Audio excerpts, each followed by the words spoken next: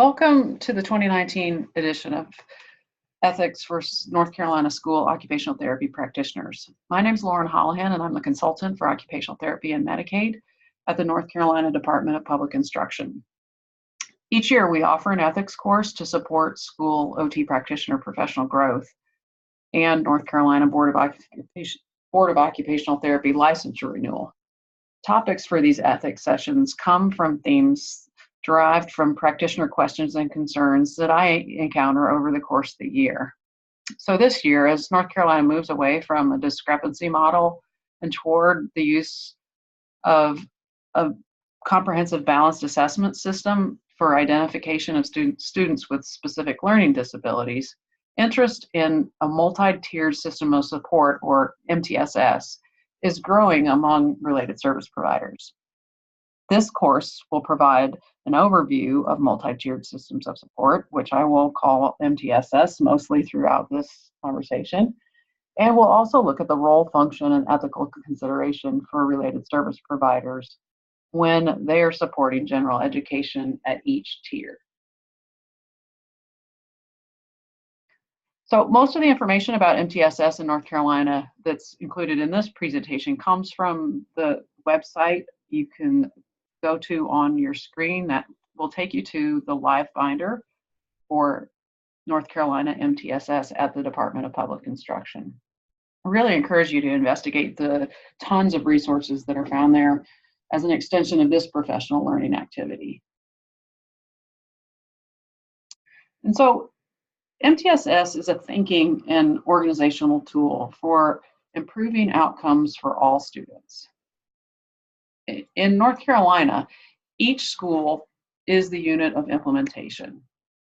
And we measure progress in the use of research-based practices at the school level, including data-informed problem solving around instruction, curriculum, and environment. And in North Carolina, we use what's called the Facilitated Assessment of MTSS, or FAMS, to measure that implementation. It's important to note that the focus of problem-solving and improvement efforts is not individual student performance, but rather how staff, resources, and the environment are all allocated and leveraged to improve outcomes for all students.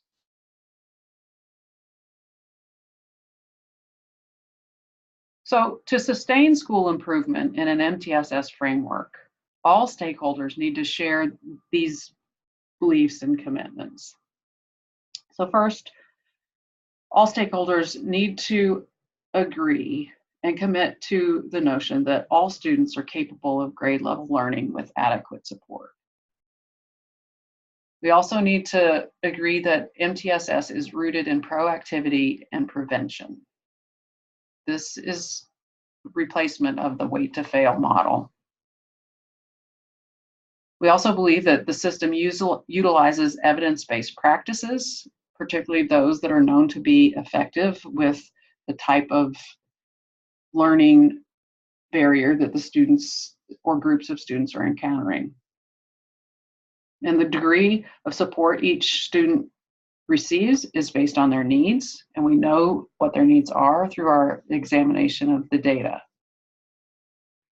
Finally, implementation occurs across the entire school and requires the collaboration of all stakeholders, which includes staff, parents, and students. So to reiterate, a multi-tiered system of support in action means everyone is involved in every aspect of school improvement. So all students, including students with disabilities, have access to whatever supports are needed to make progress toward achieving age and grade level standards. And we say age level standards because this also includes our students who are in preschool programs served by the public school. So all instructional partners need to know how to measure student progress using district, school, grade, and classroom level data to gauge if students are on track or at risk of falling behind. In North Carolina, we've identified 6 critical components for healthy implementation of MTSS. And these include, first of all, leadership. So school leadership teams are critical to implementing MTSS. They engage staff in ongoing professional development.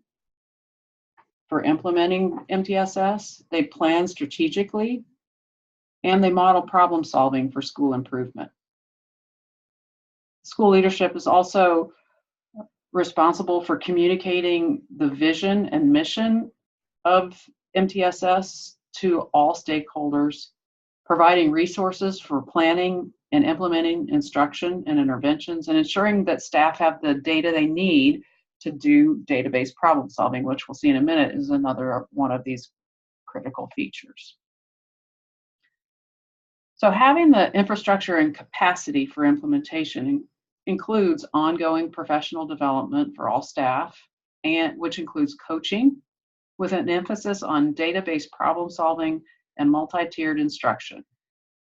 This also includes scheduling that allows staff to plan and implement instruction, and it provides the processes and procedures for engaging in database problem solving.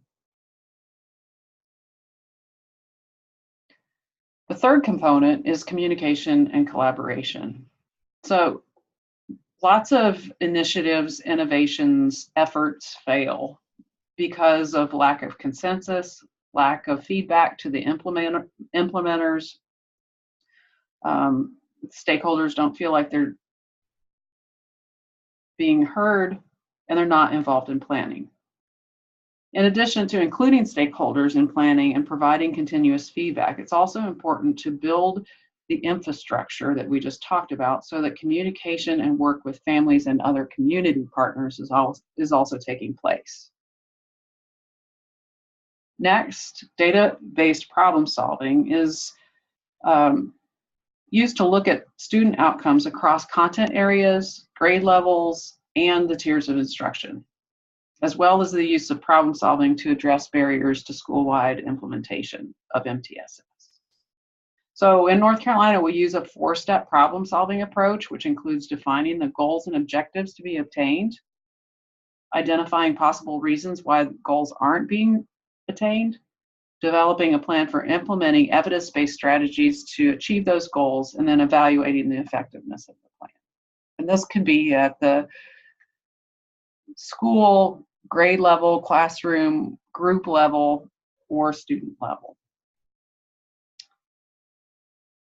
Another critical feature of multi-tiered systems of support, and this is nationally, not just in our state, is a 3-tiered model. And we'll talk more about what each of these tiers look like. But tier 1 typically is instruction that all students get. Tier 2 is supplemental instruction or intervention when students don't appear to be achieving benchmarks. And then tier 3 is more intensive interventions for students who are demonstrating significant barriers to learning. And this includes both academic and social emotional behavior instruction. And finally, data evaluation. So in order for school staff and leadership to do that database problem solving we talked about, staff need to understand and have access to the data sources that address the purposes of their assessments. So again, we need to have procedures and protocols for administering assessments to students, and then access to that data so that students can make sound educational decisions. So before we will look more closely at each of the tiers or layers of support in the MTSS framework, it's worth pausing to be clear about what MTSS is not. And so it's not a new name for how special education referrals are done. Students with disabilities can and do receive specially designed instruction within and across all of the layers of support.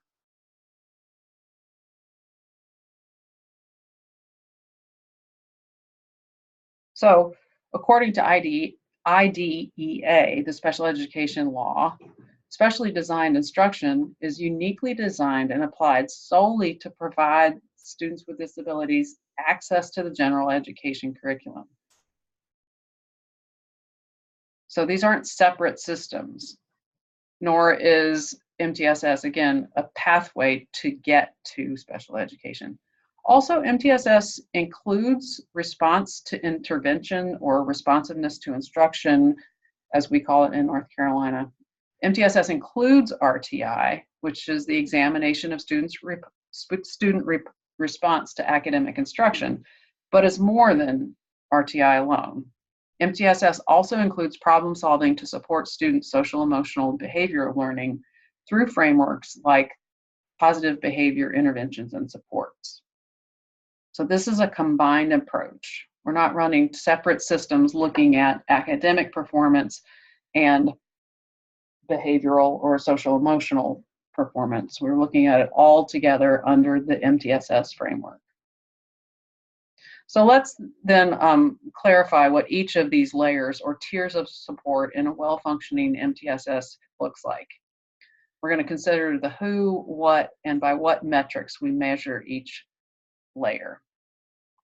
So at that tier 1 or high quality differentiated core instruction level, what we're wondering is, is the provision, high quality differentiated core instruction is the provision of evidence-based instruction to all students, which again includes students with disabilities. And when it's implemented with fidelity, about 80% of students will learn at a rate that will get them to mastery of age and grade level standards by the end of the academic year. That's the model.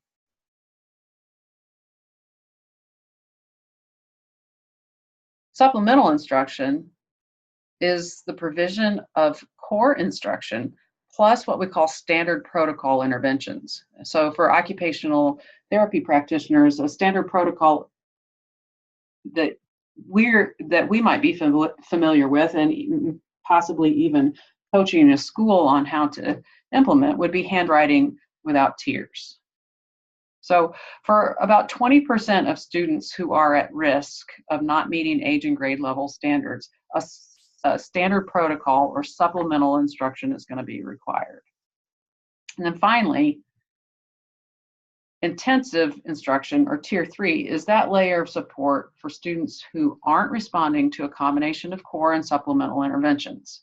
So in most models, this is about 5% of students, and they often require small group or individual evidence-based instruction again, but this time delivered by an interventionist, which may or may not be the general education teacher. Also at tier 3, this intensive instruction, along with it comes really careful and frequent progress monitoring of student performance, because it's here we really want to ensure that students aren't falling far behind and can't catch up to meet those age and grade level standards by the end of the year. So this approach really mirrors a public health approach, meaning it includes promotion, prevention, early universal screening, standard protocols for at-risk students, and close monitoring of intensive intervention effectiveness. And again, as I said earlier, this approach replaces the wait to fail model. So having established our foundational understanding of what MTSS is in North Carolina, we want to now move on to consider how related service providers, or under the Every Student Succeeds Act, the General Education National Law, when related service providers are contributing to general education, their title is called Specialized Instructional Support Personnel, or SISP.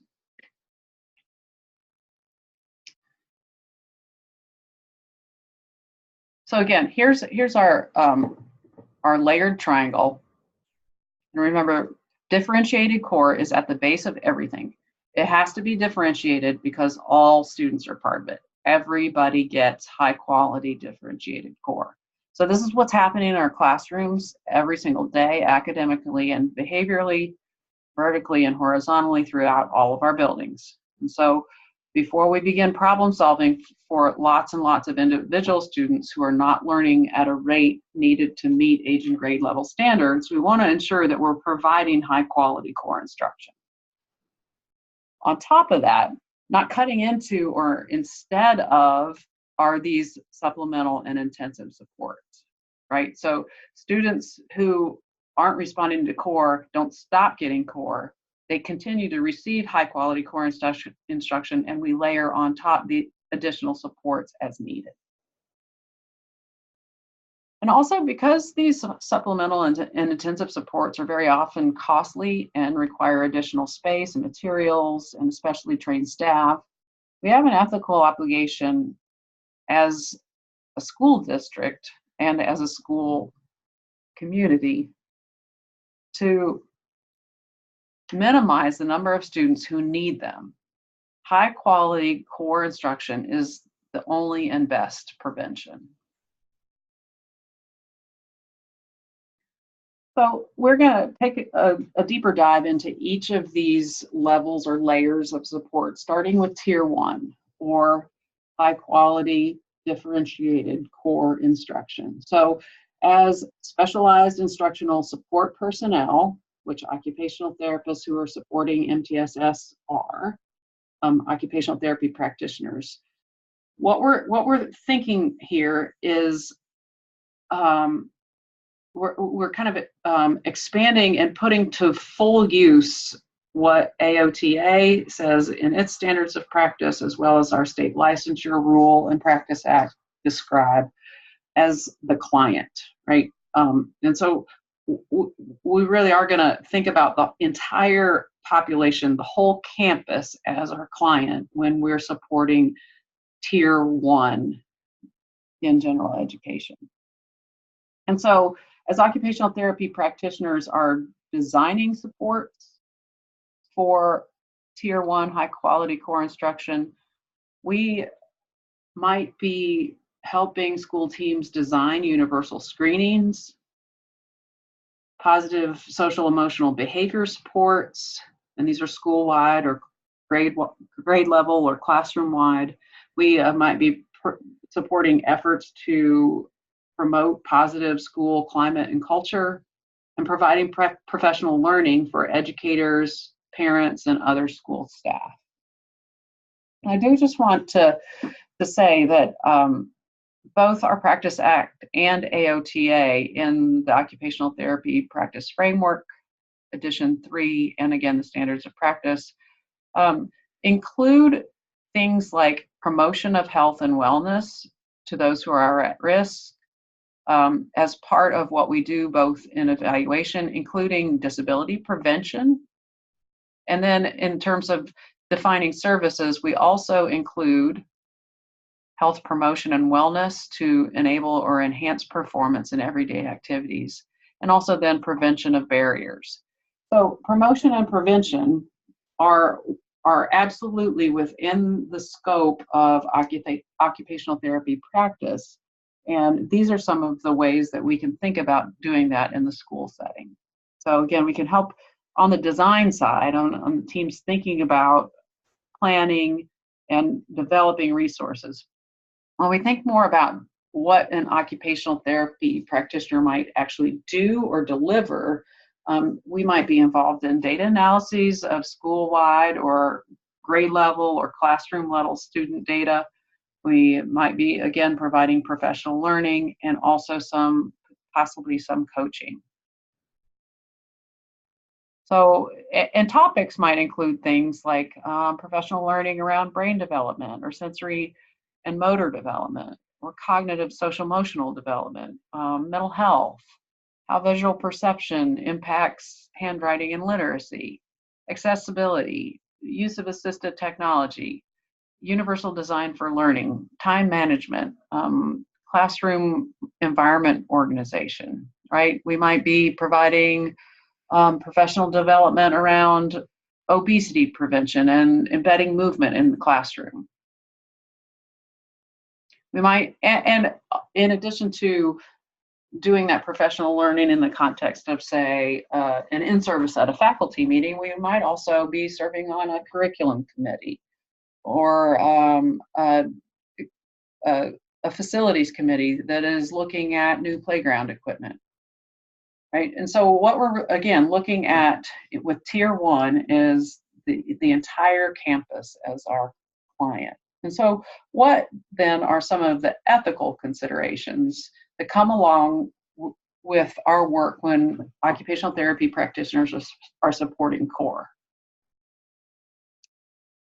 So some of the questions that we want to ask when we're thinking about the occupational therapy practitioner impacting school-wide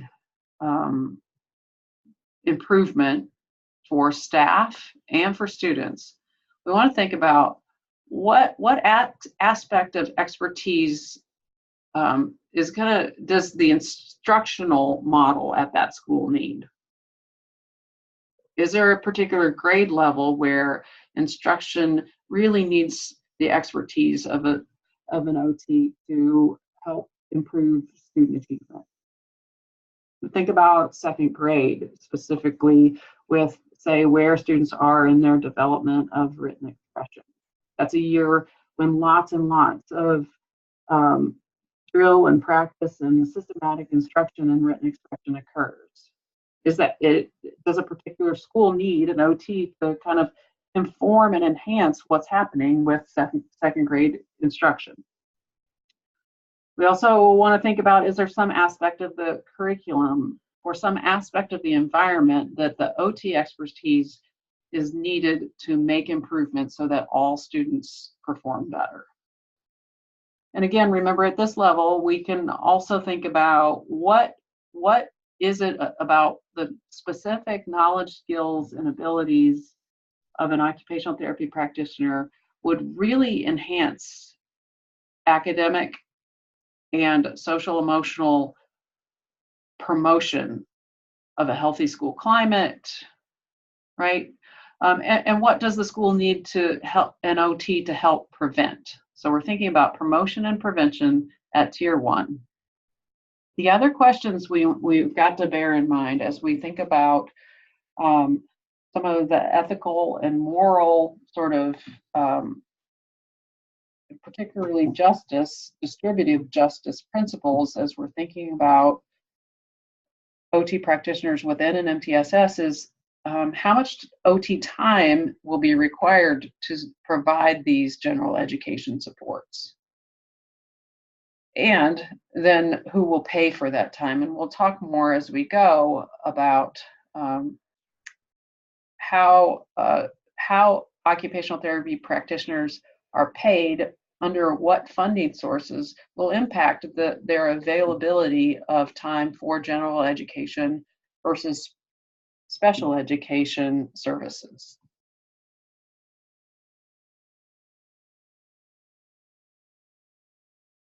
So next we'll move to Tier 2, or supplemental, right? That the layer of support on top of CORE when students aren't responding. About 20% of students in most models aren't responding to that high quality CORE instruction. So occupational therapy practitioners here, their client with supplemental supports really is the teacher. We're moving kind of more focused, narrowing the lens to the classroom and the teacher, so groups of students now. And again, we may be making recommendations, like we talked about, handwriting without tears, which is a standard protocol. So when we have a group of students who don't seem to be responding to instructions, say, around academic behaviors, that we have kind of a set response, a package of next steps we do with those non-responders. So very often we can help teachers and administrators think about group level interventions and accommodations. Again, thinking about that classroom climate and culture. We may begin to provide expertise in developing progress monitoring systems. And again, professional learning is something that we may design that other staff could possibly deliver. in terms of what we might actually be doing or delivering. Again, looking at student performance data, and then that professional learning and coaching. And some of those areas might be beginning to coach teachers on the use of adaptive equipment, on task analysis for when students are needing more systematic and explicit instruction, really chunking the instruction that's being provided, using assistive technology for these groups of students who may not be responding, research-based, again, like we said, written expression, interventions. And so again, for supplemental or tier 2 supports, when occupational therapy practitioners are providing those in general education, this comes like tier 1 with some ethical considerations. And rather than thinking about the whole school, we're beginning to think about subgroups now, right? Groups of students who have like needs. And again, we're thinking about what do these subgroups need in terms of instruction, curriculum, and environment. And so we're also now thinking about not so much promotion and prevention. That was our focus in tier 1. Here in tier 2, we're thinking about what is it that we want to stop? What behaviors or what gaps in performance do we want to see stop? And what do teachers need OTs to help accelerate? What do we want to speed up? What do we want to see students be doing, learning more quickly and more efficiently? Here again, we're gonna need to take careful stock of how much time, actual work hours, would be required for the occupational therapy practitioner to be providing these tier 2 supports, and who will pay for the time. And so this also begins to open up our understanding about workload and the occupational therapy practitioner schedule. Are we carving out this time for general education supports from their availability, from their workload for providing IEP services? And all of the related services consultants at DPI can help administrators and practitioners kind of think through what that analysis looks like in each context, in each district or charter school. We are glad to help you think through that. But the point here is that it does need to be thought about. We can't just decide one day that this is a great school. I'd really like to be more involved in what's going on with gen ed at the school, and so I'm gonna sign on to every Thursday after providing tier 1 and tier 2 support. The point is, it's not a unilateral practitioner decision, and it's not even something that we can immediately say yes or no to. Say if a building principal were asked us to, invited us into their MTSS work. We'll get to that more in a minute here. And so finally, at the intensive level or tier 3 layer of support, who is the client? And here it's really going to be the interventionist, which may or may not be the classroom teacher.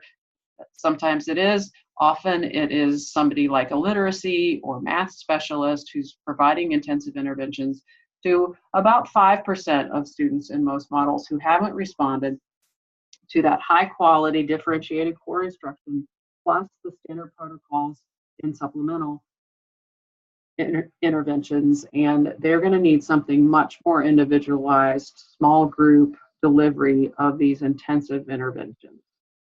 And so here, occupational therapy practitioners, usually occupational therapists, because it does at this point become almost, well, we'll talk more about this, but we're beginning to sort of plan interventions, which is really within the scope of practice of an occupational therapist. Plan student level interventions and accommodations helping design those progress monitoring systems, which become much more frequent and precise and closely monitored with these intensive interventions, and also professional learning for these interventionists, professional learning and coaching.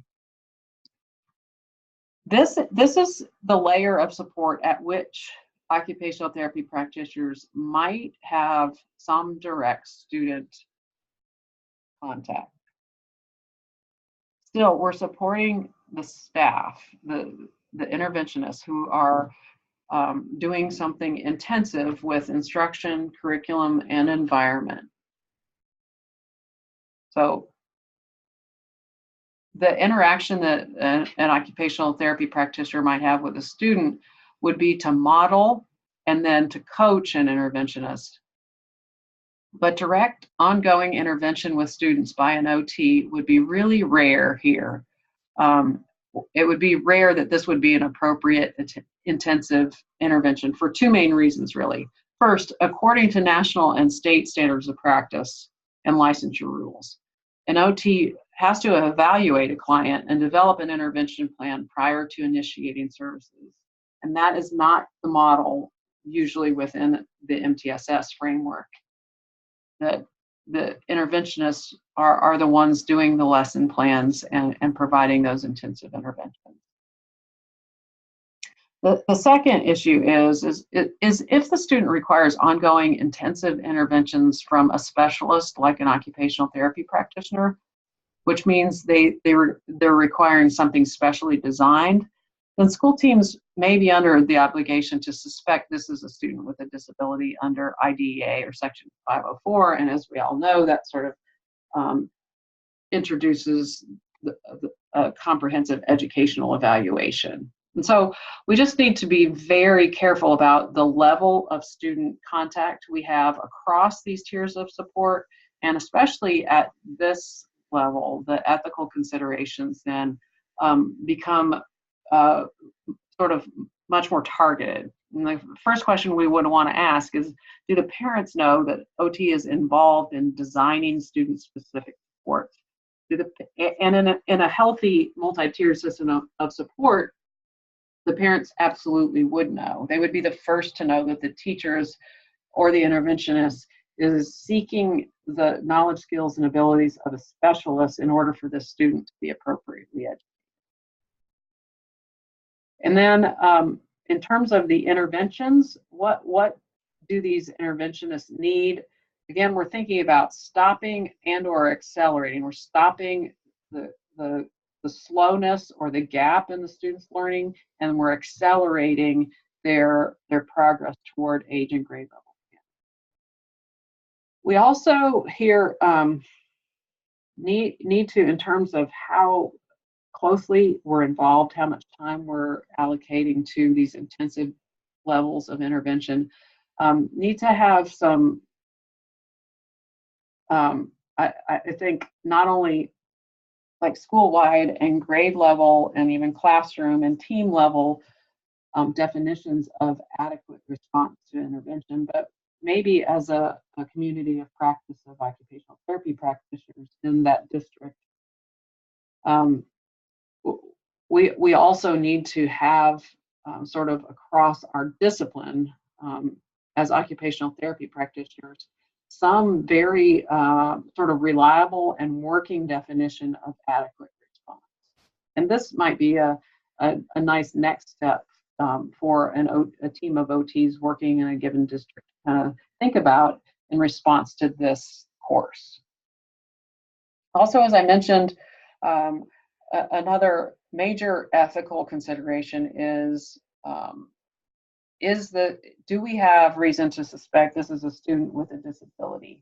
At Tier 3, are these interventions so specialized and so intensive to rise to the level of something specially designed? The other way we can think about this is, can general education staff provide this intervention sustainably and with fidelity over time? It doesn't make sense, and are there resources to do that? And when the answer gets moving toward no to that question, we may have reason to suspect this is a student with a disability, and our child find obligation is triggered. And again, how much time will the OT practitioner be allocating to these general education intensive supports, and who's going to pay for the time? So this is another tool for possibly next steps in response to this, this presentation, which is that school teams collaborate on the analysis of academic, behavioral, and attendance data, often to evaluate the effectiveness of core instruction and supplemental and intensive supports. And problem solving really occurs most effectively and efficiently when we're looking at curriculum, environment, instruction for groups of students. And then if core, supplemental, and intensive instruction is not resulting in that expected performance for many students, compared to sort of our predetermined data decision rules, then we begin that systematic problem solving. And it's there at that systematic problem solving, looking at the data, that providing opportunities for specialized instructional support personnel like OTs, providing opportunities for educators and specialized instructional support personnel to kind of sit down, have that meaningful dialogue concerning the data, looking at students' response to core, supplemental, and intensive instruction, kind of collaborating with the occupational therapy practitioner may be really central to improvement efforts at that school or at that grade level. So this table may or may not be a useful conversation starter for assessing the extent to which school-based OTs, occupational therapy practitioners, are or could be supporting core, supplemental, and intensive general education instruction, curriculum, and environment. Again, it's a tool that you can use. You are welcome to email me and get a PDF and or the PowerPoint version of this presentation if you'd like to use it to for a school level or district level presentation, but also to have access to these tools. Please feel free to email me, and you can find me at Lauren, LAUREN _ Holahan, HOLAHAN, at med.unc.edu.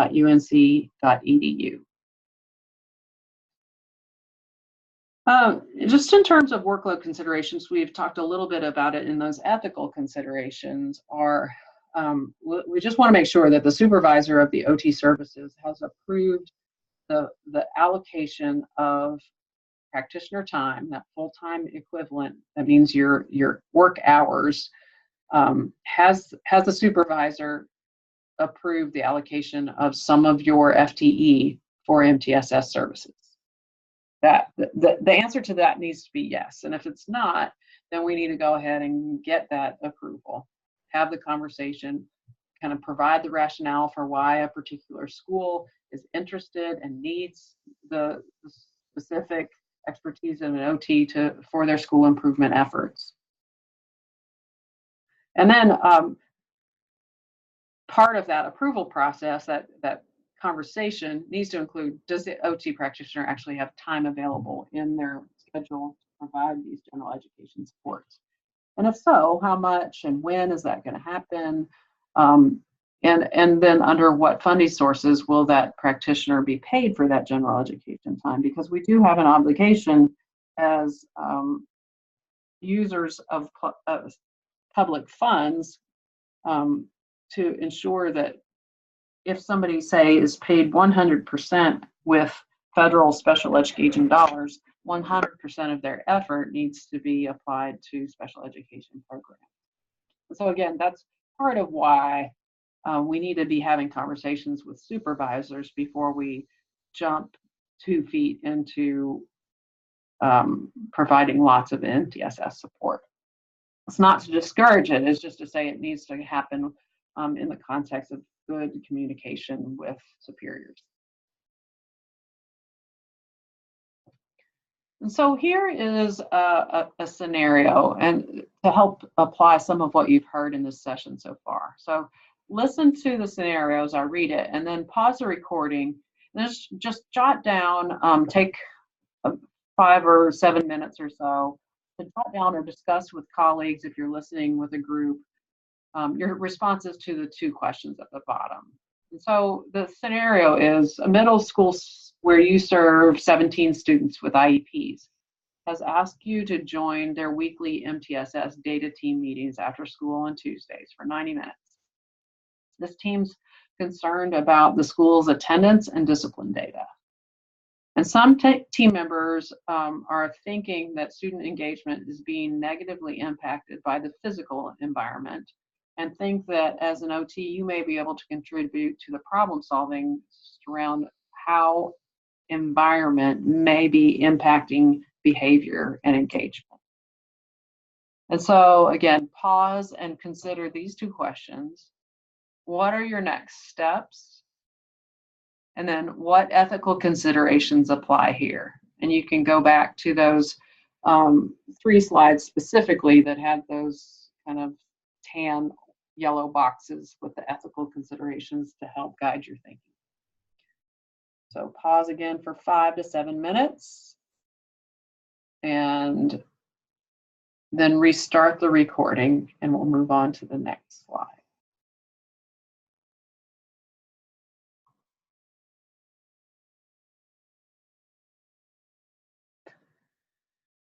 And finally, we're going to wrap up here with some common questions that I've heard related to multi-tiered systems of support. And the main one is some version of this, which is, what should we do if our school's MTSS implementation is not following the model? And specifically, the model as it relates to the use of specialized instructional support personnel. And the example I often hear is that OT may be in the building walking down the hall, and a teacher steps out into the hall and he says, "Hey, can you come in here and take a look at Sam? I really don't know what's going on. I think there's some sensory processing stuff going on," or he's really a sensory kid or something, right? This is off the model. This is not following the MTSS design or how specialized supports or modifications are implemented, right? So that's the can you come take a look at Sam, is that scenario. And so if that's happening repeatedly in a given school, certainly we're going to want to have a conversation with the principal, with the MTSS coordinator for the district or the school, and also even with your special education or exceptional children's director. As part of that conversation, you may want to be able to clearly articulate what's going on, the sort of the habits or the thing that is off the model experience. You may want to ask to see the district's or the school's MTSS implementation plan, so that you can kind of compare what's happening with what the actual plan is, and begin to problem solve, where those differences lie. You might in this case want to offer to do an in-service on the role of occupational therapy practitioners in an MTSS. And again, you're more than welcome to contact me. In addition to this PowerPoint, we've got several different resources available on the related service providers' roles in providing general education supports. So don't hesitate to ask for help on that if an in-service is the direction you want to go. Another common question is, when I already have too much to do in serving students with disabilities, my schedule's full, there's nowhere to fit anything else in. How can I help with MTSS? And so just want to say, regardless of your workload availability, to set aside dedicated time for working with a school or district MTSS team. Know that your work with students with disabilities is a contribution to MTSS implementation. I say that Because remember, students with disabilities, like all students, have access to whatever combination of general education supports they need in order to meet grade level expectations. The package of specially designed interventions, accommodations, and modifications that you support in a student's IEP make access to MTSS supports available, right? So you are allowing students with disabilities to access the layers of support in MTSS by the specially designed stuff that you do alongside and with students and staff.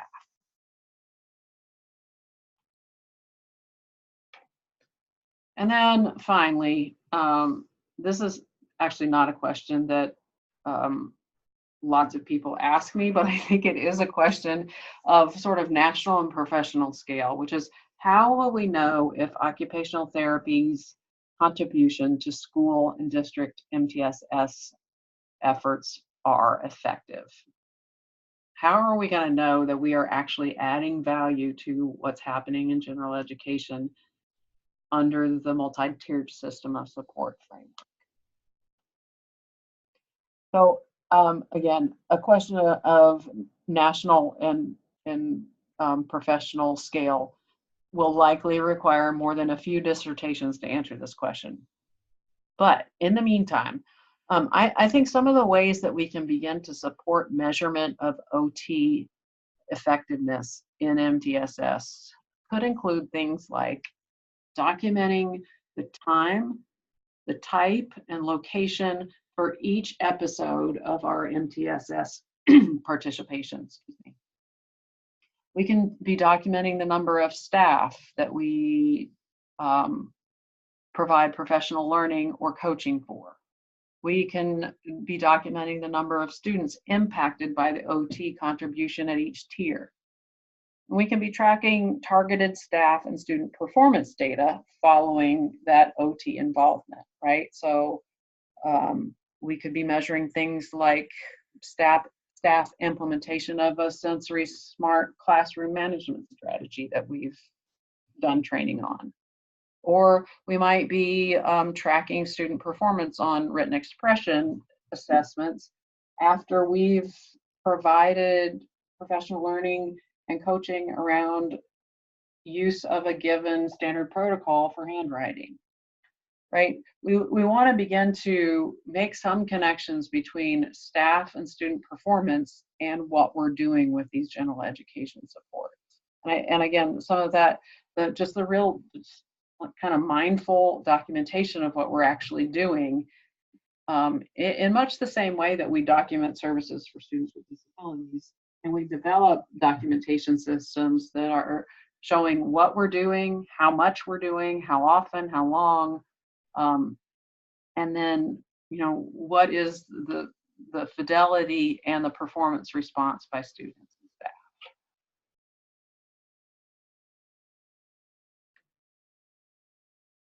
And finally, we would like, in the same way that you took a pretest prior to listening to this course, we're going to ask you to go to this link and take the post-test, which will look very similar to that pretest. And once you complete the post-test, you'll receive instructions following your submission about how to complete the course evaluation, and then also how to access your continuing education certificate. And so that concludes the presentation. I'm really grateful for your engagement in the 2019 Ethics for School OT Professional Learning. And stay in touch. If you have suggestions for topics for next year, please don't hesitate to give me your thoughts on that. And again, I appreciate your engagement.